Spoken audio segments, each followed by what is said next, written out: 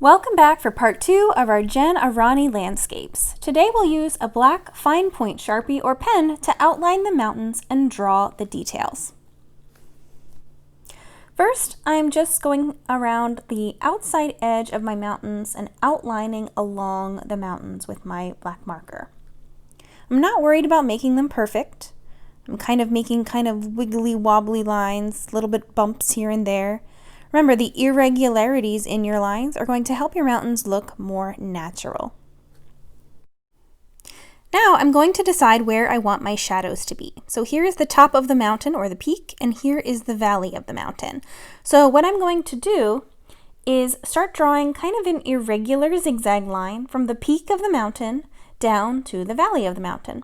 I start at the top and draw my line on the left side of the mountain. You will only be adding lines to the left side of your mountain.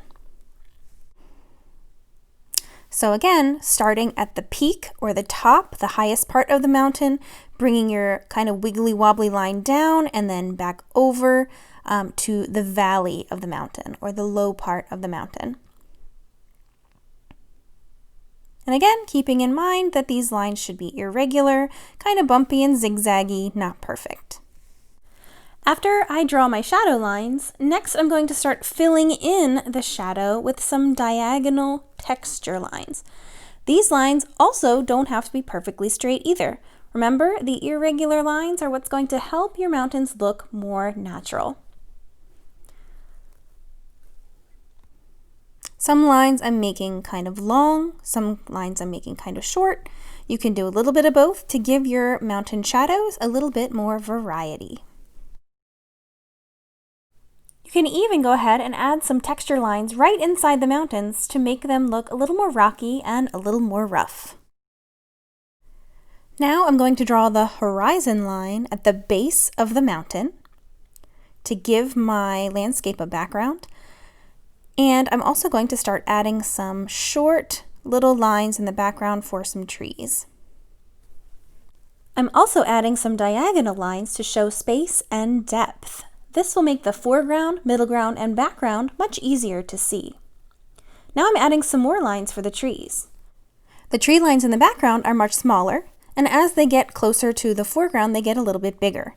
So lines and trees in the background are going to be smaller, lines and trees in the middle ground are going to be a little bigger, and then lines and trees in the foreground or in the front are going to be bigger because they're closer to the viewer. Here, I'm just adding the leaves of my evergreen trees. I'm using short little dash lines for the leaves, longer lines at the bottom and shorter lines towards the top to make it look more like an evergreen tree. I'm not filling in the whole tree because I want that tree to show some texture. The final step is to use some white paint to add stars or snow in the sky. This step is 100% optional, and you don't have to do it if you don't want to. But for those folks who want to try, I'll do a quick demonstration for that. I have some white acrylic paint here, but you could use tempera paint or even whiteout if that's what you have. A white crayon or white colored pencil would work too, it just won't be quite as bright. Remember, this step is optional, and if you'd rather leave the white off, that's totally fine. So all I'm doing here is just taking a toothpick and dipping it lightly into the paint and creating very small dots of white around my sky. You could even do little dashes to make it look like shooting stars. It's totally up to you. All right, that's it for part 2 of the Aranyi Landscapes project. I can't wait to see yours when they are complete.